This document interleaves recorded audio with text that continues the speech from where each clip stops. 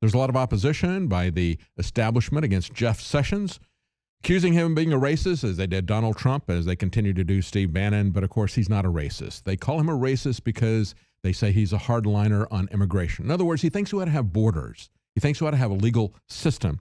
So that makes him a racist. You know, I have the most respect for Jeff Sessions. As I've pointed out many times, he was the only senator to look at these trade treaties that were written by multinational corporations to point out the many flaws in them, to point out that they were going to allow an international commission that didn't answer to us any more than the people who wrote this trade agreement and said the senators and congressmen couldn't look at it until they were done. Those people were going to be deciding which countries, which industries are going to prosper and which ones were going to fail. And as he also pointed out, it was going to be a living document. He's an originalist. He believes that what the Constitution or the law says, it really means, not that we can just interpret that with the judicial system to mean whatever we wish it to mean. And of course, that would have been the way the International Commission operated. And of course, he has informed Donald Trump. He was the first one to endorse Donald Trump. He's never endorsed anybody other than Trump in the past.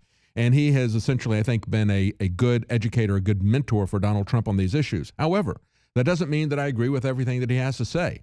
I believe that we do have a chance to change his mind on the issues that we disagree with him on, and I think it's something that we need to look at. This article from Wired Magazines, for example, as they focus on racism, which is not the issue, this is a real issue with Jeff Sessions. His nomination as Attorney General alarms civil libertarians. Now, understand that when they say he's an advocate for surveillance and an enemy of encryption, so is Obama. So would have Hillary Clinton been. So we're not losing ground with Jeff Sessions on this issue. We're just staying and continuing down this path that we have seen happening before.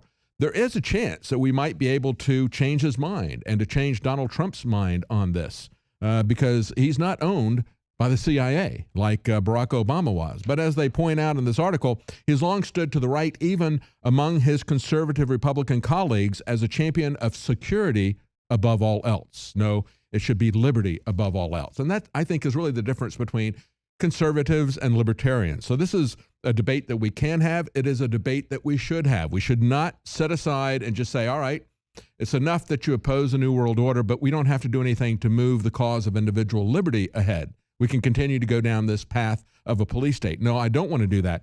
So when it comes to privacy, they say that the senator has repeatedly worked to block NSA's privacy reforms. He's sided with the FBI in its standoff with Apple over the iPhone's encryption. He's pushed legislation that would force technology companies to turn over private information to law enforcement, like CISPA and CISA, which just went through.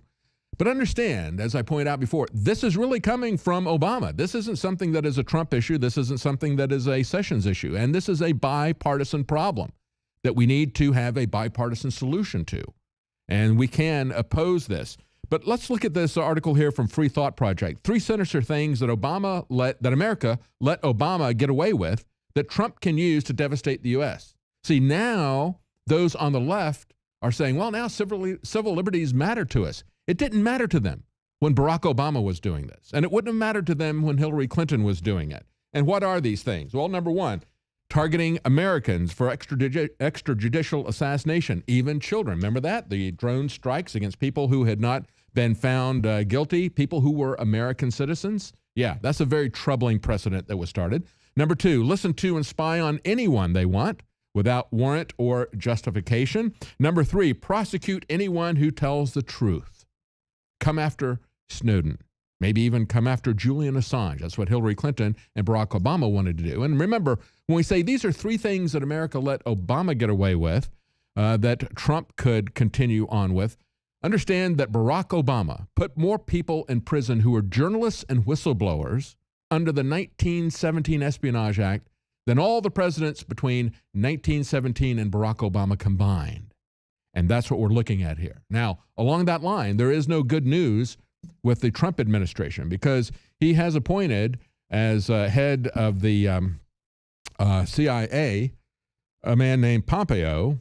He's considered to be a serious hawkish member of the Republican national security establishment, says The Hill. And of course, he has said, like Donald Trump, that Ed Snowden should be executed. No, whistleblowers should not be executed. and especially not if you're not going to execute or imprison the people who violated the law, people like James Clapper, who is going to be allowed to retire. And when we look at another Wired article where they were just gushing over James Clapper, it is absolutely amazing that they would have a problem with Jeff Sessions. That is the dual standard that we have to push against. The standard needs to be the Constitution and liberty, not whether they're Republican or Democrat. And yet that is the standard we see in the mainstream press. That is a standard we see in Wired. So they gush over this guy who, if you remember, he was asked the question by Ron Wyden. He looked down, he rubbed his eyes, and of course, the body language said it all, that he was lying. And he said, no, we're not really looking at everybody's information. And then Ed Snowden said, yes, you are. Now, of course, our enemies know that. Other nation states know that. ISIS knows that. The only people who didn't know that were the American people that you were treating like criminals. And there's this long article on Wired magazine talking about the long career of James Clapper because, you know, he came into this business, as I say, back in the early 1970s. James Clapper was a young military assistant to the director of the NSA when the entire U.S. intelligence establishment was thrown into upheaval. And what was that? That was the Pike and the Church committee hearings, where they found out at the time that the CIA and the NSA were, guess what? Spying on the American people illegally. That was the essence of the Church and Pike committee hearings. Not simply that they were assassinating people illegally, but that they were spying on the American people. And that was what caused us to create the FISA Act.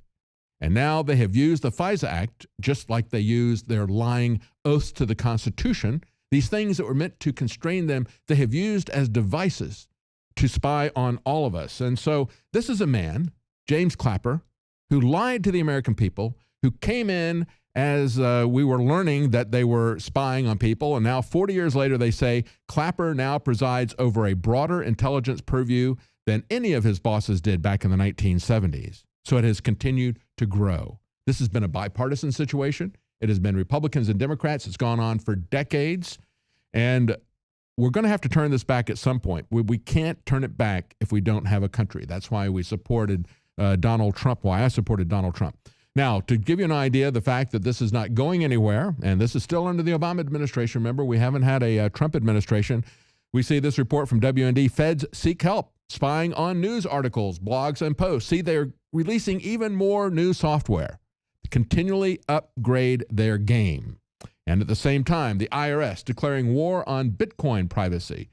From fee.org, they say the IRS has filed a John Doe summons seeking to require a Bitcoin exchange called Coinbase to turn over records about every transaction on every user from 2013 to 2015. The demand is shocking, they say, in its sweep.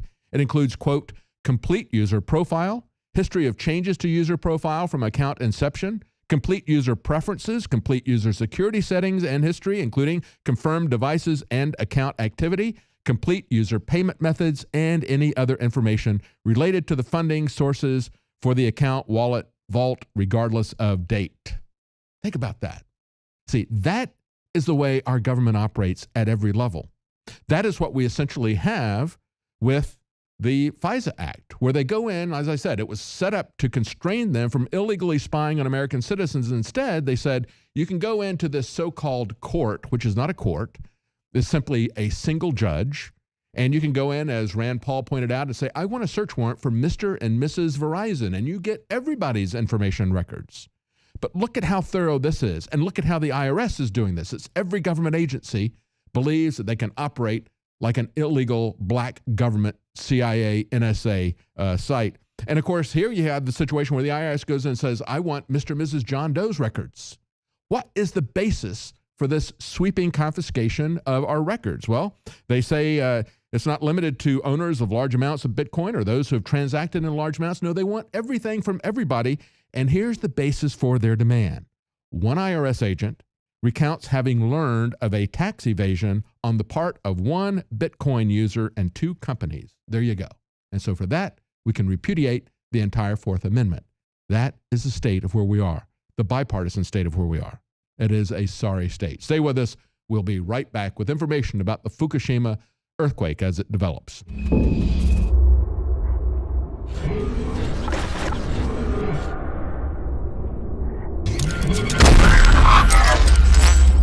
But there was an article last Friday in Hollywood Reporter that is so important. where Steve Bannon, the chief strategist for President-elect Trump, lays it out that globalism was designed to make us poor and set up this elite system for rich families to control everything. And that America is going to absolutely now lead the world out of this with incredible prosperity. And they have the actuaries and the numbers with cutting taxes on working class people that will bring back Americana under the Republican Party. But he says we've got to purge the Republicans of the establishment people, and we've got to deliver to the people, and we will get a majority vote from whites, Hispanics, blacks, you name it. Because it'll be based on having a sovereign, prosperous nation, not one where the government takes the wealth from the middle class and then redistributes it to a growing, dumbed-down, giant underpopulation made up of every race of human. If you want human liberty, if you want freedom, if you want self-determination, if you want to be able to control at least a small part of your own destiny, we are brothers, we are sisters in arms together in the great quest for free association, free will, and the right for self-determination. I salute you. And again, thank you for taking the info war, which you are the heart of, to the next level, and to encourage you to continue right through this Thanksgiving, to share the information with your friends and family, to share the articles, the videos, the URLs, the podcast, and to support the broadcast by getting the amazing pro-Second Amendment apparel, the pro-Trump apparel, the pro-nationalism apparel, the non-GMO heirloom seeds, the high-quality water filtration systems, the amazing supplements and nutraceuticals, which are running 30 to 50% off right through this week, with every day having a loss leader special at InfoWarsStore.com. Check it out today, and please continue to support this operation.